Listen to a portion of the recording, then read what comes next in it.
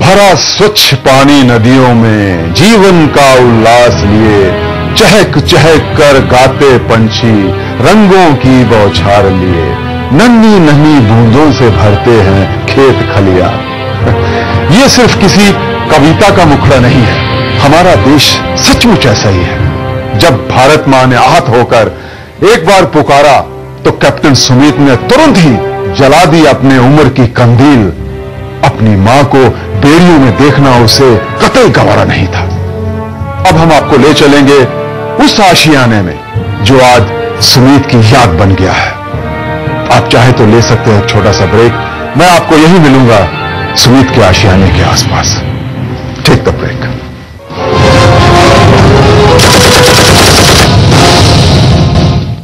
लबों पे फूल खिलते हैं किसी के नाम से पहले, दिलों में दीप जलते हैं चरागे शाम से पहले।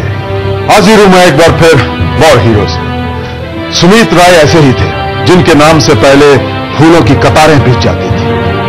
आज भी हजारों दिलों की शमा रोशन है इस एक नाम से। शेक्सपियर ने कहा था कि क्या रखा है नाम में, पर बहुत कुछ है सुमित राय के नाम में। एक पूरा आशियाना है इसी नाम पर। चलिए चलते हैं इस आशियाने में सुमित के परिवार से मिलने। द्वारका का करगिल अपार्टमेंट, जिसे विजयवीर आवास योजना के नाम से भी जाना जाता है, इसी अपार्टमेंट की दूसरी मंजिल पर है रॉय परिवार का आशियाना। घर के हर कोने, हर दीवार पर है सुमित की मौजूदगी के निशान।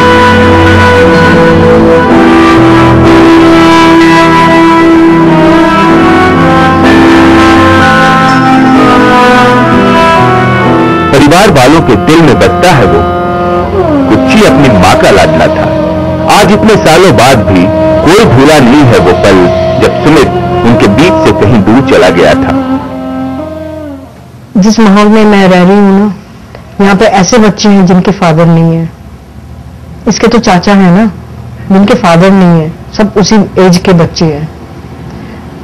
तो उन बच्चों को पता है, उन बच्चों को भी पता है, उनको पहले ही बता दिया जाता है और इंपॉर्टेंस के साथ बताया जाता है। गर्व की बात है ये।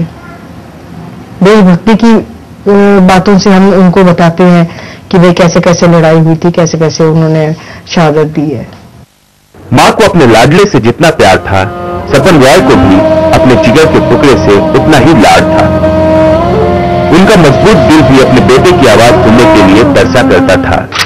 3 जुलाई 1999 शाम 7 बजे हर रोज की तरह सपन कुमार रॉय ने अपने बेटे सुमित से फोन पर बात कर उसका हाल चाल पूछा।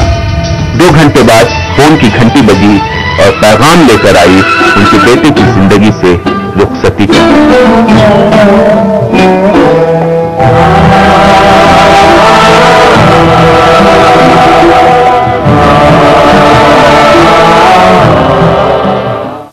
सूरज की तपिश में अक्सर दिन रेगिस्तान की तरह बन जाता है, पर इस तपिश में भी शिद्दत से छलकता है प्यार मां बाप का। जब हम वक्त के भंवर में गोते लगाते हैं, तब रिश्तों की डोर हमें हमेशा खींचती है। यह रिश्ता सत्यवान और सावित्री जैसा होता है, जो इंसान को मौत से बहुत दूर दिल के नजदीक लाता है। कैप्टन सुमित राय ऐसे ही योद्धा थे, जिसके इर्ज में उनके मां बाप सुमित से कम कुछ भी नहीं मांगते। अपने बच्चों की परवरिश के लिए मां बाप ने दिन रात मेहनत की। उन्हें आज जो मकाम हासिल हुआ है, वो उनके माता पिता के त्याग और मेहनत का नतीजा है। मां बाप का ये त्याग बच्चों से अछूता नहीं था। तभी तो दोनों बेटे अपने मां बाप को नौकरी से इस्तीफा देकर आराम लेने के लिए कहा करते थे। पर वक्त ने ऐसी करवट बदली कि सब कुछ बदल गया। बेटे की शहादत के बाद पिता भी चल बसे। शांतनु भी अक्सर ड्यूटी पर बाहर ही रहते हैं। आज उनकी मां सपना खुद को कारोबार में इस कदर मसरूफ रखती हैं ताकि बेटे और पति की कमी नासूर न बन पाए। जिसमें मैं इन्वॉल्व हूं, अब मैं सोचती हूँ कि जो मुझे दिया गया है या भगवान ने जैसे चाहा है कि ये होना है, करना है, मेरी काफी उम्र हो गई है, मुझे अभी भी जाके वहां पे काम करना है, तो मैं उसको खुशी खुशी करती हूँ। कहते हैं कि दोस्त कुदरत का दिया हुआ सबसे खूबसूरत तोहफा है। सुमित और उनके दोस्त एक दूसरे को कुदरत की सबसे बड़ी इनायत मानते थे।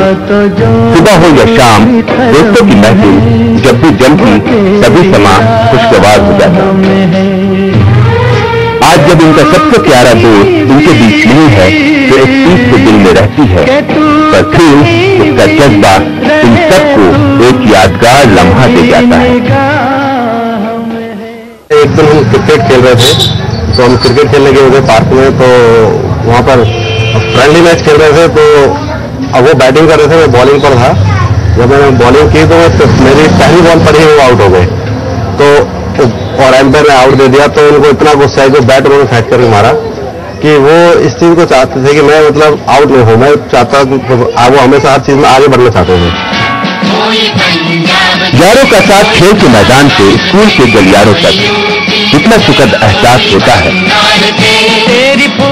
शिवाजी कॉलेज के ये गलियारे कभी चहकते थे उस मासूम की खिलखिलाहट से। क्लास में कोई भी सवाल हो पर एक हाथ हमेशा उठता था।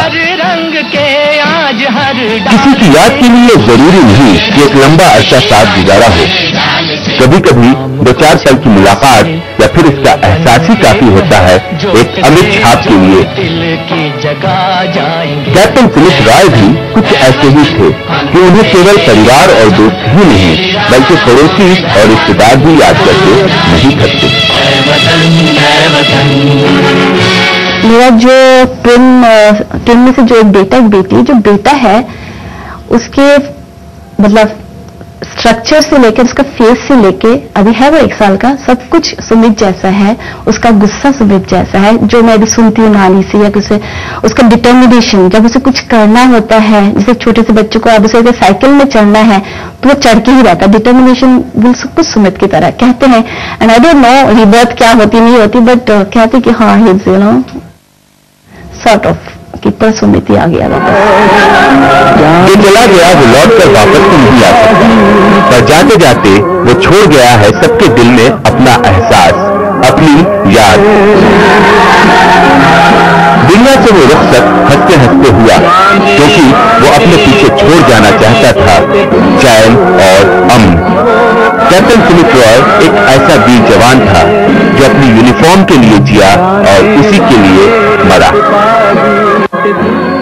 बचपन से उसकी ये था कि भाई मैं आर्मी में जाना है, लेकिन वो सक्सेसफुल हुई। अच्छा स्टूडेंट अच्छा था, एनडीए से वो करे, एनडीए से ये हुए, फिर कमीशन मिला उसको, लेकिन ज्यादा दिन कर नहीं पाए। 6 महीना के बाद ही फिर वो ऐसा हो गया, शहीद हो गया था।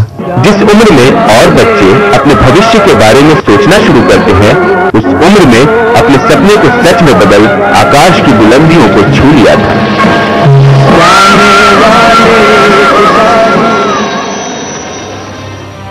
सरफरोशी की तमन्ना सुमित के अंदर कॉलेज के दिनों से ही थी, इसीलिए उन्होंने बेहतर से बेहतर कैरियर को छोड़ चुन लिया था आर्मी को।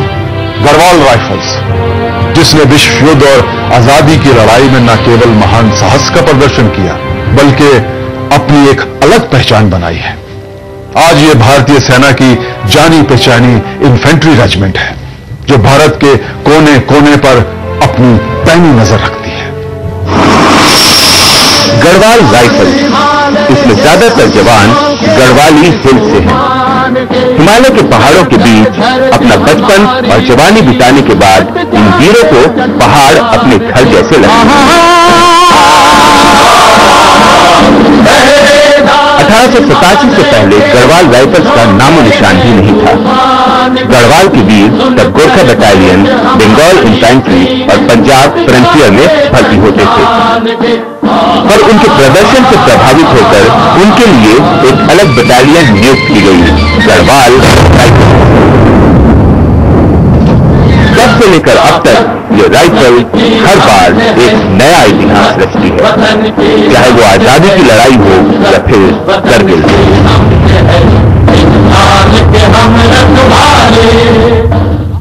शांति के समय बेटे अपने मां बाप को दफनाते हैं, लेकिन जब युद्ध होता है तो बाप अपने बच्चे का जनाजा अपने कंधों पर ढोता है।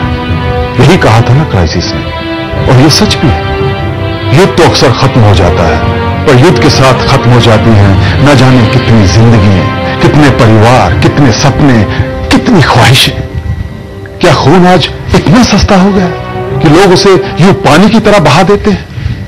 आखिर कब तक चलता रहेगा ये खून खराबा, और कब आएगा वो पाक दिन जब हर तरफ बहेगी अमन और चैन की बयां?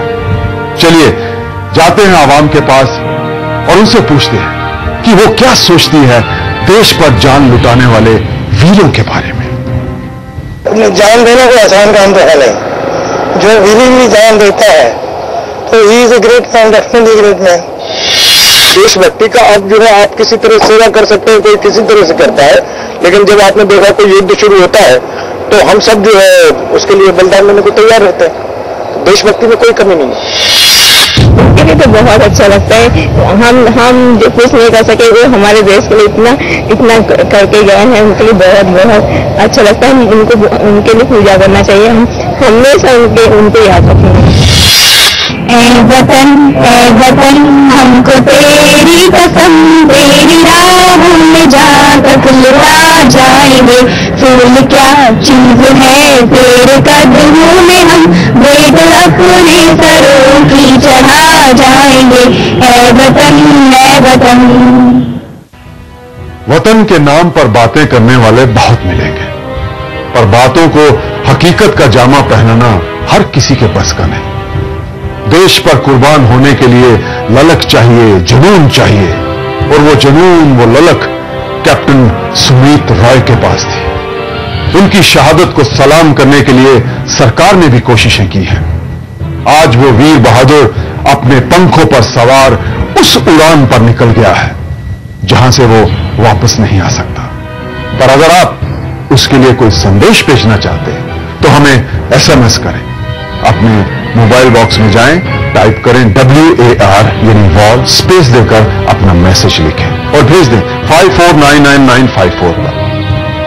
अगर आप चाहें तो हमें ईमेल भी कर सकते हैं। हमारा ईमेल ID है warheroes@indianewsgroup.net। आप चाहें तो हमें चेक और ड्राफ्ट भी भेज सकते हैं। हमारा पता है war heroes, India news, media house, 276 captain God मार्ग, श्रीनिवासपुरी, नई दिल्ली 110065। दोस्तों, आज इस वीर की दलेरी हमें अंदर तक बेचैन कर देती है। इस वीर की शहादत बार बार देशवासियों से गुहार कर रही है कि हम उन्हें सिर्फ अपनी याद का हिस्सा न बनाएं, बल्कि कुछ ऐसा करें जिससे जाबाजी के परवाने यूं ही पैदा होते रहें। इसलिए आराम की तुम भूल भुलैया में न भूलो, सपनों के हिंडोलों पे मगन हो के न झूलो। जय हिंद।